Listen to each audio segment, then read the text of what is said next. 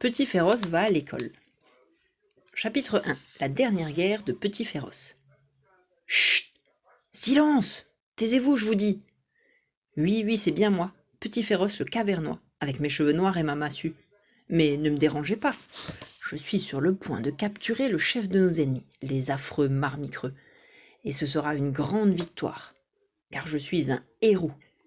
Le seul fils de papa Grand Féroce, à part mon jeune frère Sifflotin. Mais à la chasse, Sifflotin est encore moins doué qu'un ridiculosaure à dents de lait. Le seul fils, aussi, de maman Jolie Féroce. À part mon autre frère, le bébé Petit Sauvage. Mais il est si petit que je l'oublie parfois. Surtout que je n'ai pas encore le droit de lui taper dessus. Bon, je bavarde, et Tigre Tordu, le chef des marmicreux, risque de m'échapper. Alors vous, là, chut, silence, taisez-vous. J'ai tout prévu, hé.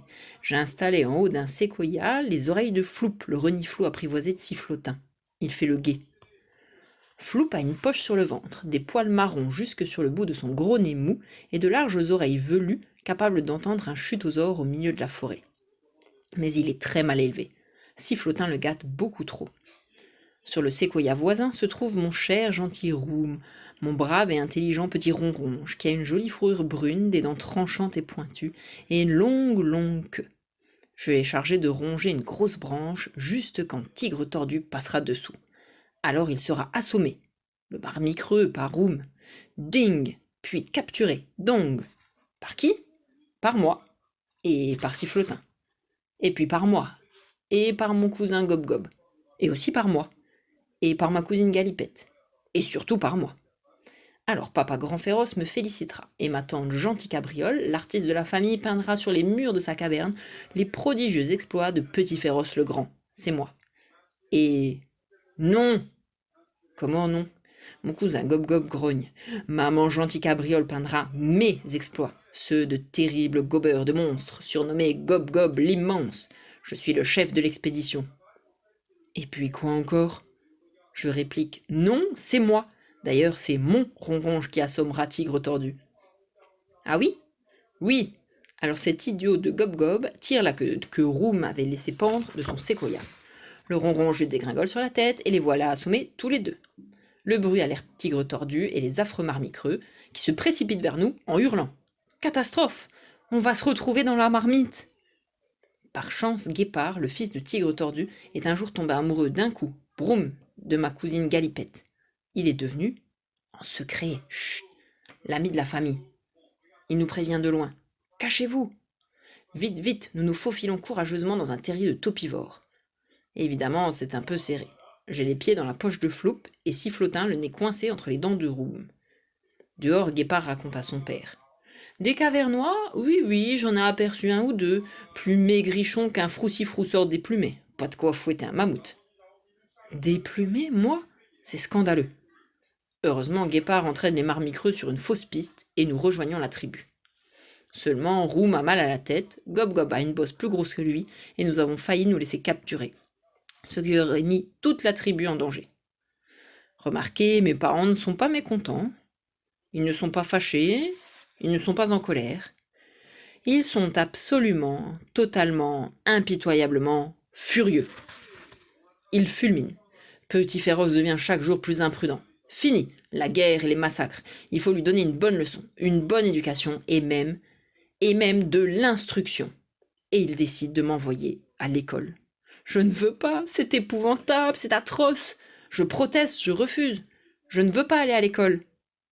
Mais, au fait, je ne sais pas ce que c'est, moi, l'école. Chapitre 2. On commence à s'instruire. Mes parents m'expliquent que l'école sert à apprendre, à s'instruire. Et quand on s'instruit, on devient intelligent, prudent, raisonnable, avec une grosse tête remplie d'un tas de bonnes idées. Pour Sifflotin et les autres, d'accord, mais moi je suis déjà tout ça, non? Enfin, la première leçon sera sûrement intéressante. Un cours de magie donné par Arbre Rouge, le sorcier, le papa de Cerise qui mord. Cerise est jolie comme un cœur, rousse comme un renard rieur, et en plus, c'est ma meilleure amie, et même ma fiancée. Nous nous réunissons donc, assis en rond dans la forêt. Cerise, ses petits frères œil d'écureuil et oreilles de renard, et puis moi. Je sens que je vais tout comprendre. Le sorcier déclare. La magie est une chose sérieuse.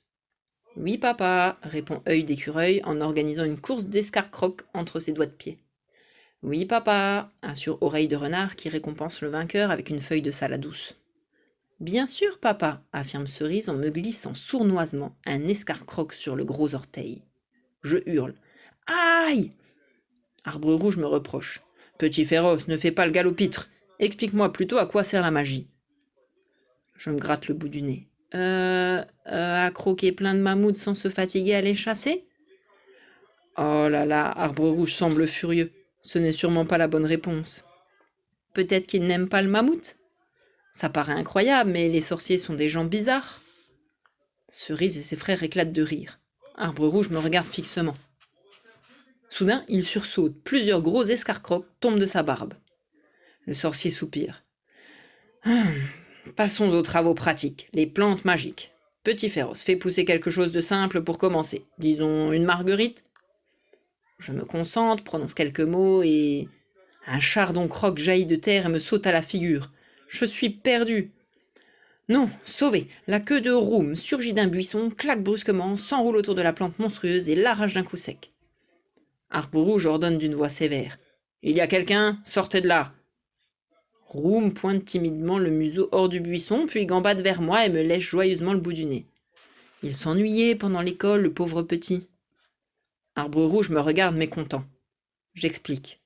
Ben, mon ronronge et moi, on ne se quitte jamais.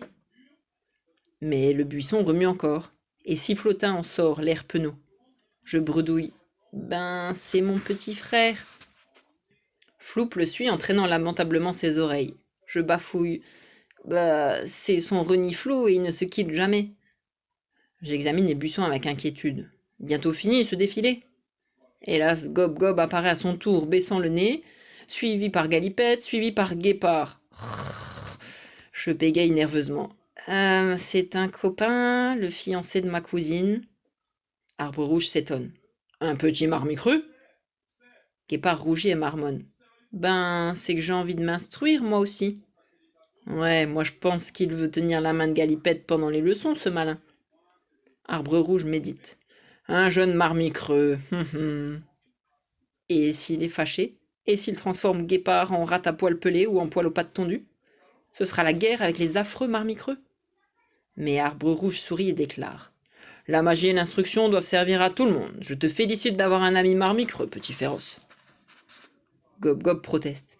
Galipette est ma sœur, alors c'est moi qui mérite les félicitations. Je décide bien sûr de lui flanquer un coup de massue sur la tête. Mais ma massue a disparu. Je crie. On m'a volé ma massue pendant la leçon, c'est une honte. Arbre rouge fronce les sourcils. Qui a volé la massue de petit féroce? Oreille de renard brame. C'est pas moi. Œil d'écureuil mugit. C'est pas moi non plus. Arbre rouge menace. Si le voleur ne se dénonce pas, tout le monde sera puni. Alors Roum, mon ronronge, lève la queue d'un air calamiteux. C'est lui qui a rongé ma massue.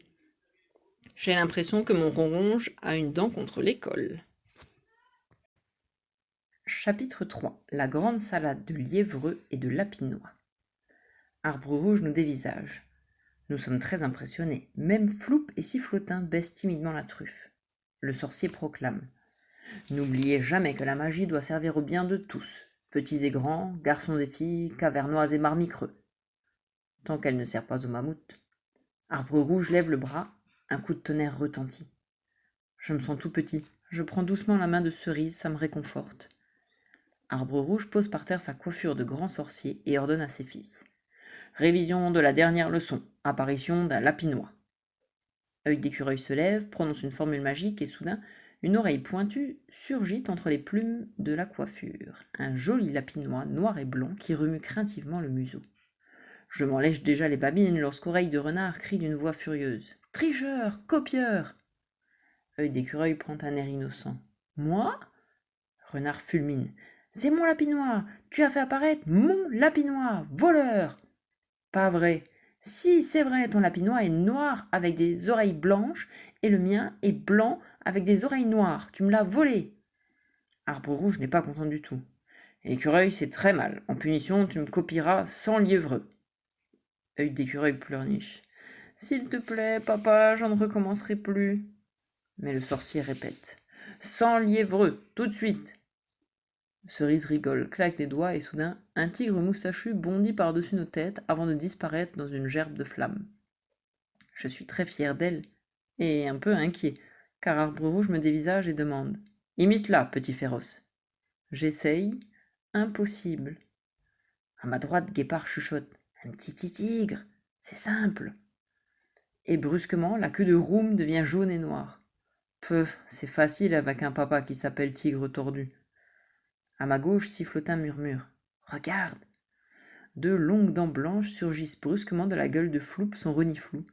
Une de ses oreilles devient jaune et l'autre noire. Mais Arbre Rouge déclare sévèrement « On ne souffle pas, Guépard et Sifflotin, 100 lièvreux chacun.